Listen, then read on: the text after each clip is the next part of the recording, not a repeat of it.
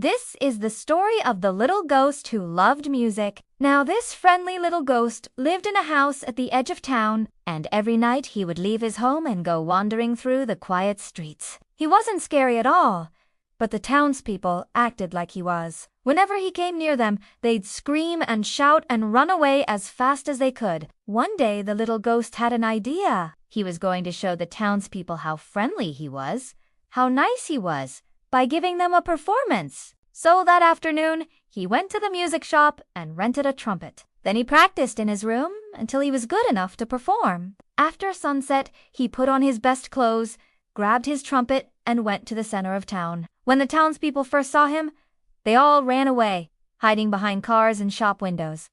But then they started to peek out to see what he was up to. The little ghost took a deep breath and began to play. At first, his music sounded sad and lonely. Maybe the townspeople would feel sorry for him if he played a sad song. Maybe then they'd come out and be his friends. But as he played, he started feeling better. His music became louder and happier, and the townspeople started to like it. They tapped their feet, they clapped their hands, and some even started to dance. Then the baker came out of his shop with a big smile on his face. He was going to ask the ghost if he could perform in his shop the next day. But when he got to the middle of the street, he stopped.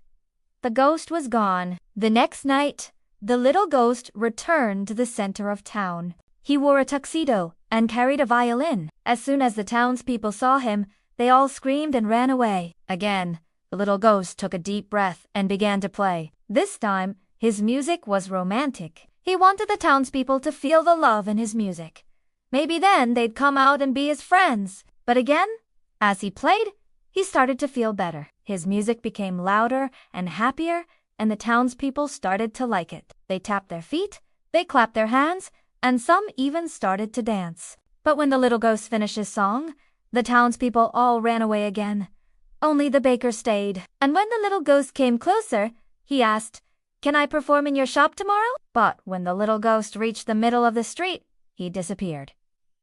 The third night, the little ghost returned again. He wore a shiny new suit and carried a saxophone. As soon as the townspeople saw him, they all screamed and ran away. The butcher, the baker, the candlestick maker, they all ran away. But the little ghost didn't care. This time, his music was funky.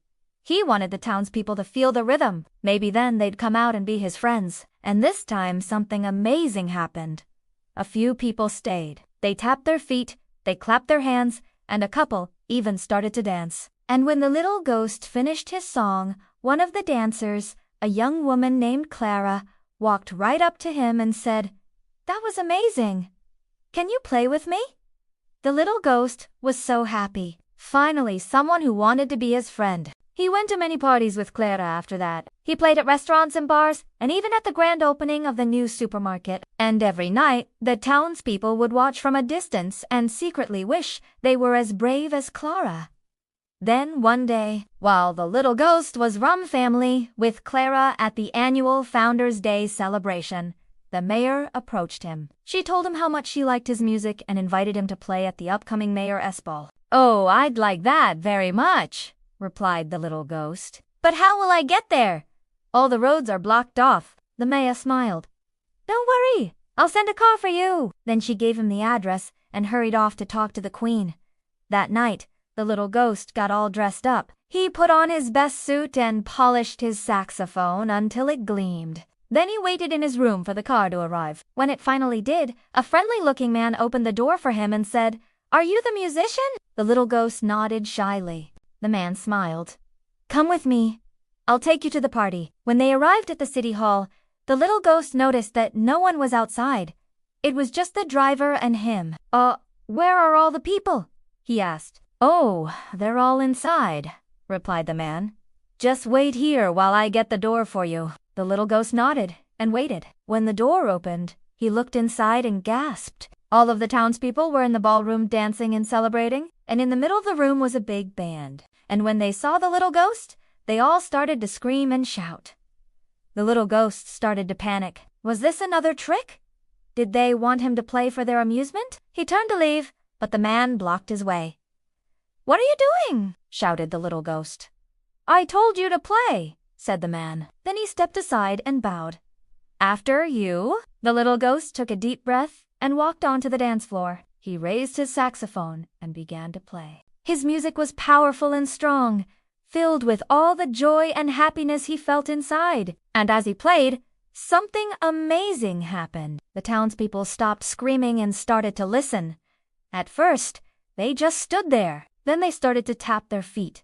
Then they started to clap their hands. And then they started to dance. Soon, the whole room was filled with music and laughter, and the little ghost was smiling from ear to ear. Finally, he thought, he'd made it. Finally, he'd shown the townspeople how friendly he was. But then suddenly, the music stopped. The townspeople all gasped and turned to the source of the sound. It was the mayor. She stood in the doorway with a frown on her face. "Why did you do that?" she shouted at the little ghost.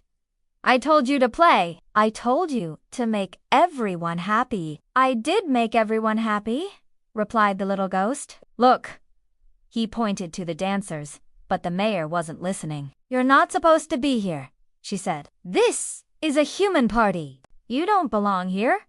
Then she turned to the townspeople. "Everyone, get back to dancing! Don't let the ghosts ruin our fun." The music started up again, and the townspeople began to dance. But now they danced with sadness in their hearts. They missed the ghost's music, but they didn't want to upset the mayor. The little ghost felt terrible. All he wanted was to make the townspeople happy, but he'd only made them sad. He wanted to go home, but as he turned to leave, the man from earlier blocked his way. "What are you doing?" shouted the little ghost. "You're not leaving," said the man. "You're going to play for us until sunrise." The little ghost tried to push past him, but the man was too strong. "Let me go!" cried the little ghost. "I don't want to be here anymore." But the man didn't care. He pushed the little ghost onto the dance floor and said, "Play for us." The little ghost sat down on a chair and cried. What was he supposed to do now? He didn't want to make the townspeople sad. He wanted to make them happy. As the little ghost cried, a single tear rolled down his cheek. Then suddenly, the music changed. It was no longer joyful or upbeat. It was slow and sad. The townspeople stopped dancing and turned to the little ghost. They felt his sadness, and their own sadness began to grow. The mayor was the first to break the silence. "Why are you crying?" she asked. "I'm not happy here," replied the little ghost. "I just want to go home." The townspeople looked at each other. They realized that they were being selfish. They'd only thought about themselves and their own fun. They hadn't thought about the ghost or his feelings. "I'm sorry," said the mayor. "We didn't mean to upset you. We just want you to be happy." "But I am happy when I play with you," said the little ghost. "Then play with us," said Clara. She walked up to the little ghost and took his hand. "We want you to be our friend." The other townspeople joined them, and they all asked the little ghost to forgive them. When he saw how sincere they were, he forgave them. He joined their hands, and together they danced the night away. The little ghost wasn't alone anymore. He had friends. He was happy.